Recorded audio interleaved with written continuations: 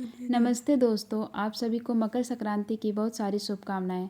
आज त्यौहार है तो मेरी सुबह शुरू हुई है भगवान के आशीर्वाद और एक सुंदर पूजा के साथ। पूजा के बाद वक्त था हमारी पुरानी परंपरा का। हमारे यहाँ दान का बहुत महत्व है, इसलिए सबसे पहले मैंने चावल और दाल छुआ। छूने के बाद उसको दान दे दिया जाता है। त्योहार है पर जिम्मेदारियां तो छुट्टी नहीं लेती। एक तरफ घर के बाकी काम और दूसरी तरफ 2 टिफ़िन पैक करने की तैयारी। आज बन रही है गर्मा गर्म रोटी और स्वादिष्ट सब्जी। तो आज के टिफ़िन में है फुल्की फुल्की नरम रोटियां, मेरी स्पेशल सब्जी और हाँ, मकर संक्रांति है तो मैंने एक तिल का लड्डू भी पैक कर दिया है। फ्रूट्स में मैंने पपाया दे दिया था। अब हो गया ना परफेक्ट टिफ़िन तैयार।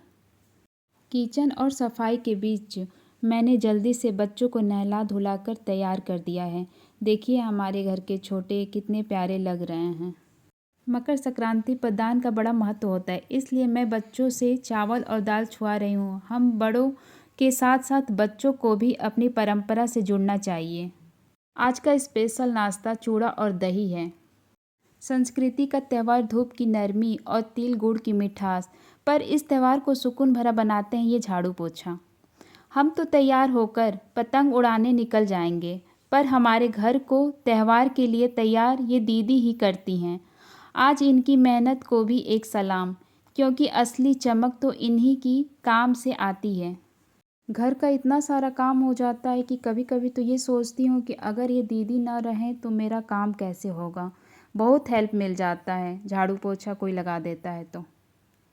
अब हालत ये है कि मैं नाश्ता कर रही हूँ या सर्कस, समझ नहीं आ रहा है। पोछा लग रहा है दोस्तों। आज दीदी की स्पीड देखकर लग रहा है कि अगर मैंने प्लेट नीचे रखी तो वो भी साफ़ हो जाएगी। दीदी अपना काम करके जा चुकी हैं। नाश्ता ख़त्म हो चुका है और अब बारी है इन बर्तनों की। लोग कहते हैं ये काम थकाने वाला है, पर मुझे लगता है ये भी एक तरह का मेडिटेशन है। पानी की ठंडक और साबुन की खुशबू में एक अजीब सा सुकून है। संक्रांति के दिन की धूप की बात ही कुछ और होती है। कपड़े सुखाने के लिए भी बहाने, थोड़ी देर धूप में रहने का मौका भी मिल जाएगा और विटामिन डी भी मिल जाएगा। एक एक करके इन कपड़ों को धूप में सुखाना भी किसी टास्क से कम नहीं है, लेकिन जब साफ़ सुथरा कपड़े हवा में लहराते हैं तो बड़ी सुकून मिलता है। घर के कामों में कब सुबह से दोपहर हो जाती है पता ही नहीं चलता है। इतनी ठंड में काम करने के बाद अब थोड़ी देर हीटर की बारी आती है। इसकी गर्माहट से सारी थकान दूर हो जाती है। सुबह से इतना सारे काम करने के बाद मैंने सोचा थोड़ी देर आराम कर लेती हूँ। आराम भी ज़रूरी है। देखते ही देखते शाम हो गई, सूरज ढल रहा है और ठंड भी अब थोड़ी बढ़ने लगी है। दिन भर की धूप में कपड़े बहुत अच्छे से सूख गए हैं। शाम के कपड़े तो उठा लिए, पर असली पहर तो अब सामने है। इन्हें फोल्ड करना मेरा सबसे बड़ा टास्क होता है। लगता है जैसे ये कपड़े कभी ख़त्म ही नहीं होंगे। कपड़ों को अलमारी में जगह देना किसी जंग से कम नहीं है। वक्त हो चुका था और अब पूजा की बारी आई। मंदिर की घंटी की ये आवाज़ मन को एक अलग ही शांति देती है। पूरा परिवार के लिए सुख और समृद्धि की प्रार्थना के साथ मैंने आज की आरती संपन्न करी।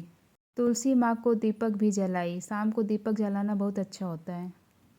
पूजा हो गई, काम हो गया। अब बारी है आज के दिन की सबसे स्पेशल डिश की। मकर संक्रांति है, मसालेदार खिचड़ी। हमारे यहाँ तो इसमें खूब सारी सब्जियाँ डाली जाती हैं। मटर छिलने के बाद थोड़ा चाय पीने का मन हो गया। मैंने सोचा चाय पीती हूँ।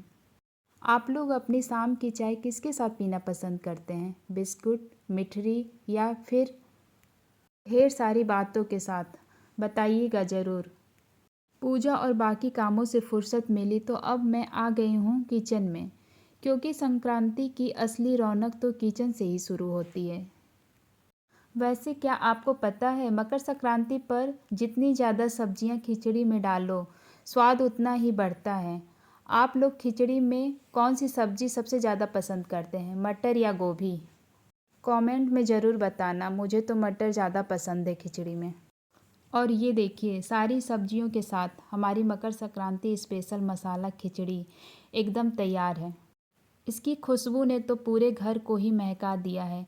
बिना घी के तो ये अधूरी है। मैंने उसमें जीरा और घी से छौंक लगा दिया। हैप्पी मकर संक्रांति। खुश रहिए और प्यार बांटिए। क्या आपको मेरा ब्लॉग पसंद आया? तो लाइक शेयर सब्सक्राइब जरूर करिएगा। मिलते हैं नेक्स्ट ब्लॉग में, तब तक के लिए बाय, गुड नाइट।